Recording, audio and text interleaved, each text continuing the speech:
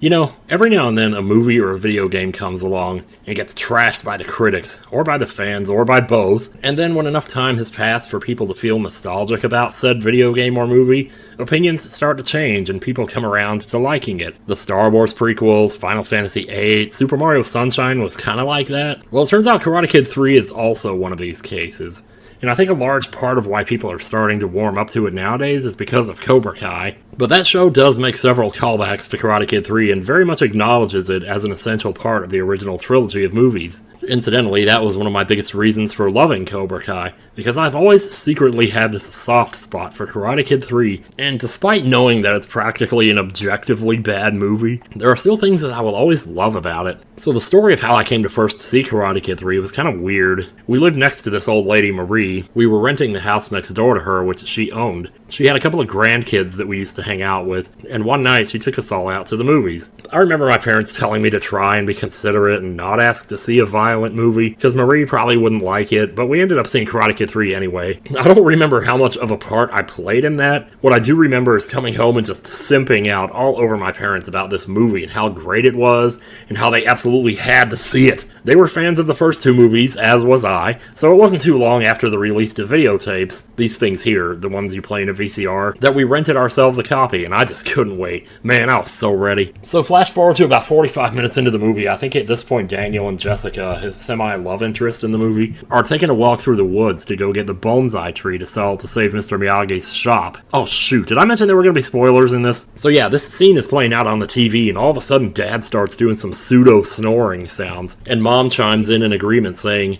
"This one isn't really as good as the first two, is it?" And I'm just sitting there thinking to myself, what is wrong with these people? We finally get to the big fight at the end of the movie wherein Mike Barnes beats the ever-living daylights out of Daniel for the first 3 minutes of the match. But Daniel pulls out the kata at the last second, and Barnes, unable to find an opening, opts for a punch, which Daniel deftly maneuvers and muscles for rank, throws him over, lands the hit, and wins the tournament. Dad just scoffs and says, geez, after all that, all he gets is one lousy punch in the gut. I was over here just like, man, how dare you piss on my sacred cow? And okay, in retrospect, as I look back, I can understand. I mean, first off, everyone has a right to their opinion. So even if the movie was super good and they still didn't like it, that shouldn't be a problem. But these issues that my parents were bringing up were legitimate problems that the movie has, and I can see that now. The action and fighting scenes aren't exactly the most spectacular by comparison to the first two movies. The fact that Daniel can hold his own, much less win a fight against my learned Nipponese friend Chosen over here, who's probably been doing this shit all his life, and yet can't even land a decent shot on Mike Barnes,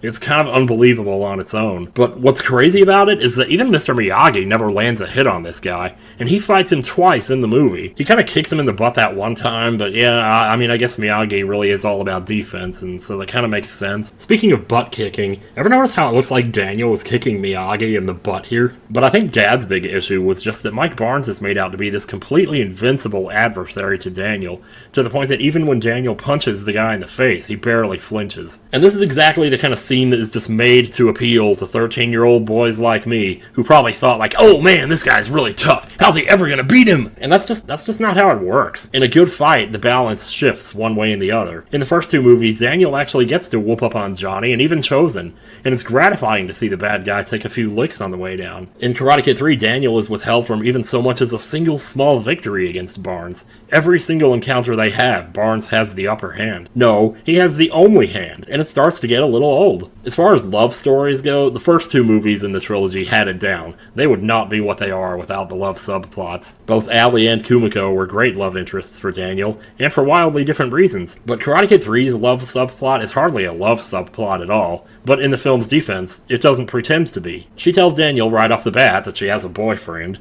and that she's moving away in a few months. Besides, putting these two actors in a lovey-dovey situation would have been awkward anyway, given that Ralph Macchio was 28 at the time of filming, and Robin Lively was 16, which is crazy, because she looks older than he does. Speaking of age differences, turns out Thomas Ian Griffith, the guy who plays Terry Silver, was also younger than Ralph by 1 year. yet he's playing this 40-something-year-old crackhead. The only other big issue I feel compelled enough to call attention to is that of Daniel's character. He's kind of a jerk. The way he talks to Mr. Miyagi in the second act of this movie is just absolutely horrid. And not just that, he has a bad memory too. So like, remember when Daniel asks Miyagi to teach him how to sweep, and Miyagi walks inside, and then Daniel starts talking to Jessica, telling her all the things that Terry had told him about the day before, about how tournament guys are suckers for the front sweep? I'm like, dude, she was with you when you had that conversation with him. You can see the broom gag coming a mile away, but it's still funny in part because Jessica laughs at it. Since writing this review, I realized I really like the character of Jessica Andrews more than I thought I did. She doesn't get much to work with, but she does a lot of cute little body language things that give her character life without being too over the top. It's also cool to see Mr. Miyagi chilling out with her because, you know, in the first two movies, he didn't really interact with Daniel's girlfriends, Allie and Kumiko. The only time he spoke with Kumiko in Karate Kid 2 was when they first arrived, and I don't think he spoke to Allie at all, although they did have this little moment. Anyway, what was I saying? Yeah, Daniel's kinda weird in this movie. Yet again, though, I will say in the film's defense that this creates a tremendous amount of sympathy for Mr. Miyagi. His refusal to train Daniel for the tournament could be a point of contention, but it's always been his philosophy, and you can't fault him for adhering to it. When he looks down upon the picture of him and Daniel,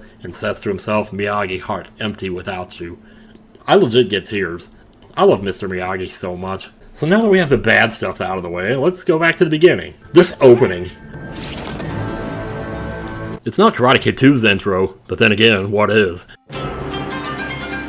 Karate Kid 2 had a terrific opening with great music by Bill Conti, and Karate Kid 3 continues in the same vein. It gets us up to speed quickly on the situation, and in some ways is actually more of a sequel than Karate Kid 2 is. Karate Kid 2 is great as kind of a side quest for Daniel, but the story here essentially picks right up where the first movie left off. We start with a shot of John Kreese walking down the street, looking decrepit and dejected as ever. Meanwhile, Miyagi voices over his famous line from the second movie, "For person with no forgiveness in heart, living even worse punishment, not death." This is, to me anyway, one of the best How the Mighty Have Fallen shots I've ever seen in a movie. And I admit, there's a lot I've yet to see in this life. But this, when you think back to how John was in Karate Kid 1, he was crazy. Martin Kove's performance was just completely off the wall. It's almost to the point you could not believe a person could possibly be this evil. I was always fascinated by this character. Not so much because of how evil he was, it was more because of how evil and funny he was. And the funny part doesn't even really come along until Karate Kid 3. On a random side note, I love how Kreese just deadpan looks into the camera in this scene. So Kreese walks into a completely empty and dusty dojo,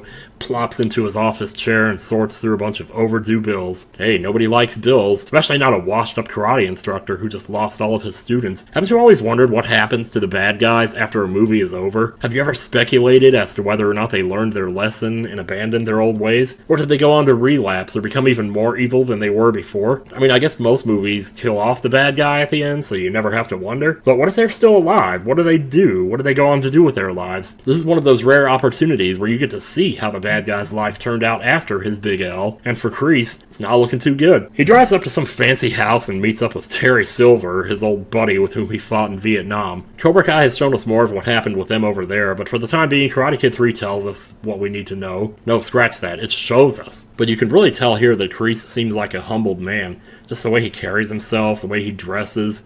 You just get this vibe that he might actually be on the verge of being a good person or something. You just want him to do the right thing, you know, find some support, and for the time being, it seems like that's exactly what he's doing here. This definitely hits different given recent events in Cobra Kai, which I won't go into. Anyway, Terry sends Kreese off on a trip to Tahiti, but not before discussing his plans for revenge. But listen to Kreese here. Look, Terry, you don't have to do that. Don't have to, I want to. He's actually trying to dissuade Terry. If I didn't know better, I think Kreese was just about in a position where he was ready to move on, forget about it, and go live a more good life. But Terry throws his hand up and says the first half of that magic phrase, Cobra Kai, and urges Kreese to say it. Kreese doesn't want to. He was this close. And this is why I love his character. He was right on the brink of a possible redemption, but after some prodding, he grabs Terry's hand and finishes the phrase.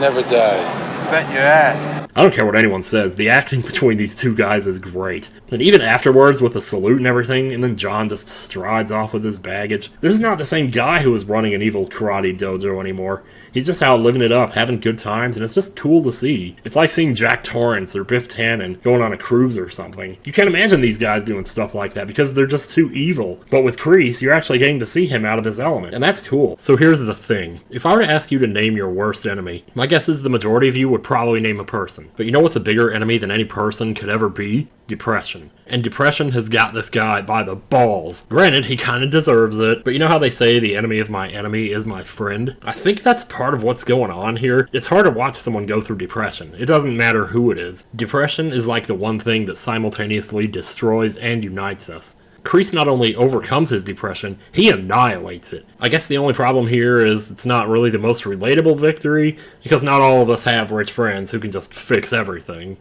So there's that. Anyway, same airport Daniel and Mr. Miyagi happen to be coming home, and we get to see a lot of nice little throwbacks from Karate Kid 1, including the remains of the South Seas complex, Mr. Miyagi's old office, his truck, and his house. Remember how at the beginning of Karate Kid 2 they were building that house for a refugee from Fresno, who turned out to be Daniel himself? But then they took off for Okinawa, so we never got to see the completion, much less any of Daniel living there. Well, in Karate Kid 3 we finally get to see it, and it's not a bad little place. So Daniel offers up his college savings fund for the second time now to help Mr. Miyagi realize his dream of opening his own bonsai store. So I guess this is where the complaints might start to ramp up, because we're going through this whole thing with Daniel and Mr. Miyagi opening the store, meeting Jessica across the street who happens to run a small pottery shop, and there's no sense that karate even has anything to do with this movie. To be fair, this scene would be an exception where Daniel is making a karate lesson out of pottery sculpting. It's actually pretty nice to see Daniel passing the Miyagi wisdom along. Now if only he could execute as well as he can teach. Fortunately, there is the occasional cut to Terry and John's side of the story, in which they're continuing to set up their little thing, whatever it is that they're doing. It's kind of cool how the movie is deliberately cryptic about it, though. Terry is walking around with his servants talking about how he wants to look humble, and he picks out one of 3 cars they have set up for him for some strange reason. I guess you kind of figure if he's out for revenge, then it's obvious what he's doing here. Things become a little more clear when we see him picking out Mike Barnes from a picture in a magazine, and the movie wastes no time in bringing Barnes into the picture. Sean Cannon is another great actor whose performance I never really appreciated until recently when number 1, speculation started to ramp up that he might be making an appearance in Cobra Kai, and number 2, he responded to me on Twitter. I always found it hard to believe that this guy actually played a role in General Hospital, but there you go. I just see him as this narrow-faced villain of Karate Kid 3, and what a villain he is. I think he only smiles 3 times in the entire movie. To be fair, he's not the most interesting villain, but that's more due to the writing than it is to his performance. He is introduced as the karate bad boy, and that's pretty much just how he plays it. There was still enough residual 80s bully stereotyping going around. Hell, I could almost see him playing one of the Foot Clan in Teenage Mutant Ninja Turtles. So where the first 2 movies were just a case of straight-up bullying, Mike Barnes has more financial motivations for what he is doing. Financial motivations are boring. Anyway, apparently if Daniel doesn't fight in the karate tournament, then Barnes' deal with Terry Silver is off. So Barnes is trying to bully Daniel into signing the application to fight in the tournament. The thing that's kind of stupid about it is that Daniel actually does want to fight in the tournament, but Mr. Miyagi talks him out of it, and it's a little difficult to believe that Daniel would be so steadfast about not fighting in the tournament as he is, especially when you consider that a similar situation happened with Sato in Karate Kid 2, wherein Mr. Miyagi was doing everything he could to avoid fighting Sato up until Sato threatened to destroy the village. Once he did that, Miyagi agreed to the fight to protect the village, and that was going to be a fight to the death. This was one fight for 3 minutes in a tournament. While I do agree with Miyagi's philosophy, it was getting to the point where there was a lot more at stake here than a trophy. Barnes and his crew trashed the store, came to Miyagi's own house to steal bonsai trees, broke a rare, valuable bonsai in half. I mean, I think at this point Daniel could have easily argued that he was defending a little bit more than a trophy by signing that application. But I guess that's neither here nor there. I'm not going to go into a whole scene-by-scene synopsis through the middle of this movie, as the middle is pretty much the worst part. Devil's Cauldron is a nice-looking place. I reckon if nothing else, I can say the scenery is beautiful in this part. But getting Daniel into a position where he has to sign the application takes too long, and I just want to get to the parts with Terry Silver, man. So Terry starts to subtly ease his way into the lives of Daniel and Mr. Miyagi by dressing down, driving the old beat-up pickup truck, and presenting himself to them as an old friend of Kreese. He tells them that he buried Kreese last week, and all this stuff about how Kreese was actually an honorable man, which, gosh, I really want to believe that too, man. I wish there was a way I could make this review so that I didn't tell you he was lying at that point, and then maybe the reappearance of Kreese at the end would be as much of a surprise for you as it was for me the first time I watched. But that would just be silly, and I'm assuming at least 80% of the people watching this, maybe 90%, have probably already seen the movie anyway, so might as well not play dumb. Besides, you kind of know Terry is lying anyway based on what you've seen already. I know he's a bad guy, and he has all these awful evil intentions and everything, but I just can't help but feel good when I see these scenes. I know Terry is lying about who he is, and it's like, I don't care. I just see this relationship start to build between him and Daniel, and it's like, I like it. Anyway, Miyagi still refuses to train Daniel for the tournament, and so Daniel seeks out alternate tutelage from Terry Silver, and you can kind of see where this is going. Thomas Ian Griffith is an actual black belt in real life, so this casting decision was doubly worthwhile. Doubly is such a weird word, isn't it? Daniel LaRusso donning a Cobra Kai uniform is not something you would ever have expected to see after viewing the first. It's like Luke Skywalker being trained by Emperor Palpatine or something. Oh wait, that was actually a thing, wasn't it? So this is the part where Daniel is a real dick to Miyagi, and I do hate it. I can barely even look at the screen when it's happening. I mean, I can watch the opening to Saving Private Ryan, I can't watch this shit. Anyway, okay, so this is a bit of an indulgence, but I just have to talk about this, okay? I've been a huge fan of Terry Silver ever since I was a kid. Not in the sense of I admire what he does in this movie, I just think he's freaking hilarious. Almost as hilarious as John Kreese. Part of the training he puts Daniel through involves Daniel repeatedly smashing his appendages into this wooden dummy, trying to break it. And there's this one scene where Daniel questions Terry's methods, and Terry just strides off and says he's wasting his time. Then he hides behind the door and listens in as Daniel takes his words to heart, and Terry just stands there and laughs silently to himself, looking just a tiny bit down and to the right of the camera. Now that I think about it, how terrifying would that be if he looked straight into the camera in this shot? Oh my god. Anyway, the only reason I'm talking so much about this one shot is because I went through a phase in '97, and this is like 8 years after the movie came out, so nobody was talking about the movie at this point. Anyway, I started taking a lot of Polaroid pictures, but there's only so many ways to take a selfie, you know? So several of the pictures are of me imitating this shot of Terry Silver. I don't know how many of them I still have. I'm gonna try to find as many as I can so I can show them here. It was ridiculous. But this is why Terry Silver is such a huge part of my life, because stuff like this right here. And it's not like Silver's philosophy is all that bad. He has a few little jewels like this one. Extreme situations require extreme measures.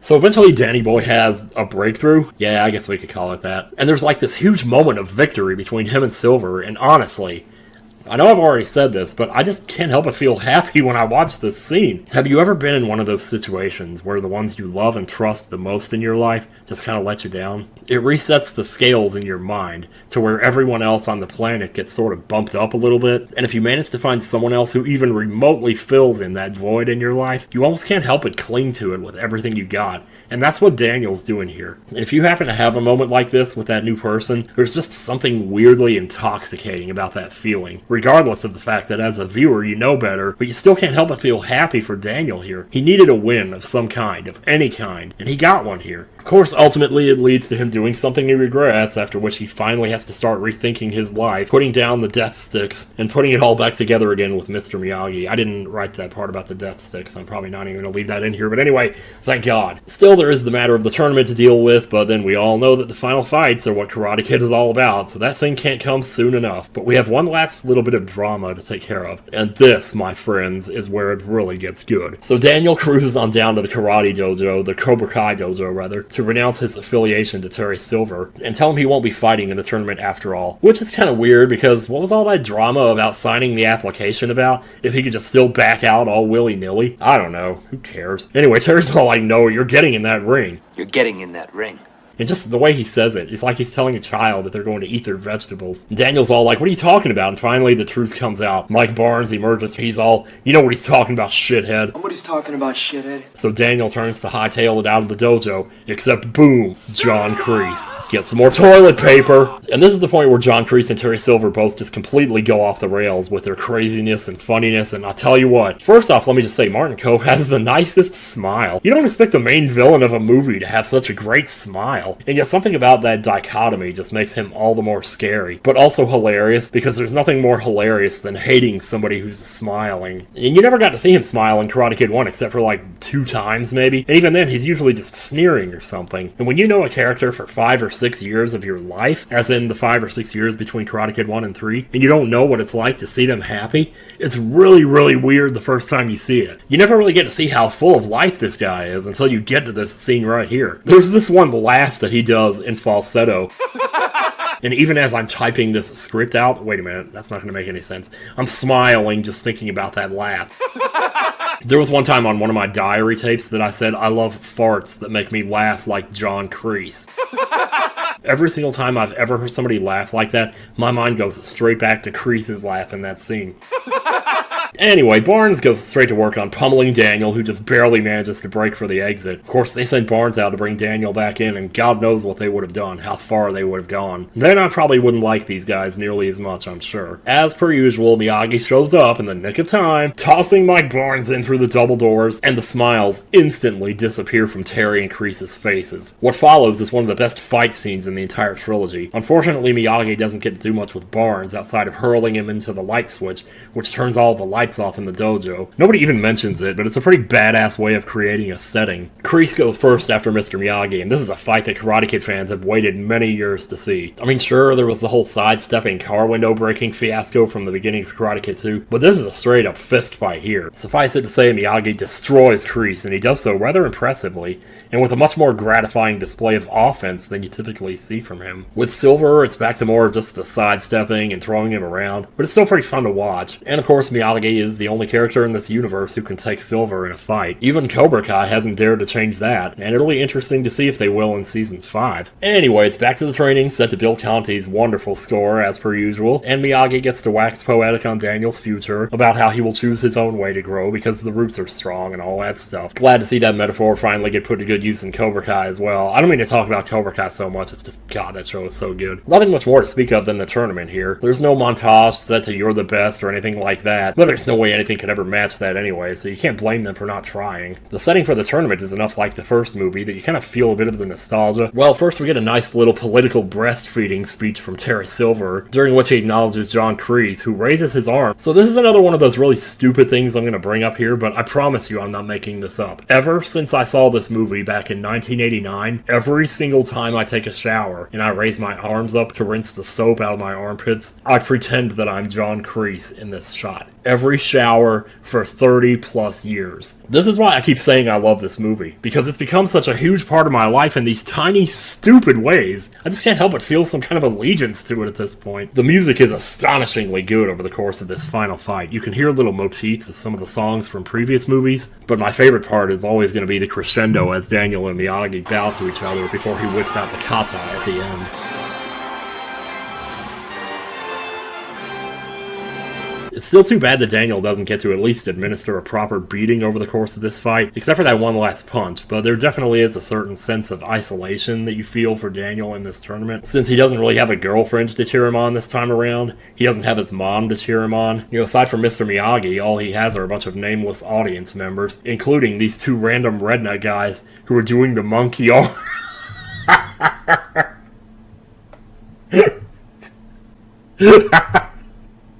Including these two random redneck guys who were doing the monkey arms, trying to encourage Daniel to get up. Okay, we got two more paragraphs. In the end, Daniel wins the fight, and that's pretty much the end of the movie. Over the credits, we get treated to Little River Band's Listen to Your Heart, which I seriously can't believe all this time that was the Little River Band. Perhaps a more appropriate song of theirs to use in this movie would have been Take It Easy on Me. I wonder what Johnny Lawrence thinks of Little River Band. Lamentably, it doesn't seem like Daniel winning this tournament really clears himself and Miyagi of the stakes. Sure, Barnes is out of the deal, but Silver was free as a bird to open as many Cobra Kai dojos as he wanted. It's not like losing the favor of some 200 people in a gymnasium could have stopped him from doing that. Besides, he probably lost their favor anyway from how Barnes was acting during the fight. So I didn't really write a proper conclusion to this, but I will absolutely concede that Karate Kid 3 is not on the same level as 1 and 2. But you know, I just love to root for the underdog sometimes, and given all my stupid connections to this movie, I guess that's really where it's all coming from. So if you made it this far into the video, you're a real champ. You could probably take Mike Barnes yourself with that kind of strength. But yeah, this is just one of those random cases I've always wanted to make a video about, and one day I was just like, okay, I'm gonna do it. And now that it's done, there's only one thing left to say. Cobra Kai Never dies. bet your ass.